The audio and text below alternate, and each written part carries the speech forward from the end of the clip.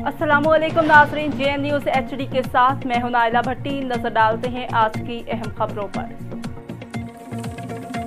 दुनियापुर से खबर शामिल करते हैं। आसिफ चौधरी की रिपोर्ट के मुताबिक अल रहमान अस्पताल दुनियापुर में स्टाफ के लिए पाकिस्तान लाइव फीवर प्रोग्राम दिल और सांस की बहाली बहते खून को रोकने से मुताल्लिक अमली तरबियती सेशन का इनेकाद किया गया। Secretary emergency services doctor Rizwan Naseer Sitara Imtiaz के division head of community safety wing madam Deeba Shahnaz Akhtar के अहकामात और डिवीजनल इमरजेंसी ऑफिसर जनाब डॉक्टर अब्दुल बाबर और district emergency officer Lodhran doctor Syed Majid Ahmed की हिदायत पर अल रहमान अस्पताल दुनियापुर स्टाफ के लिए एक रोज़ा दिल और सांस की बहाली बहते हुए खून को रोकने के मुताल्लिक मशक़ का इनेकाद किया गया।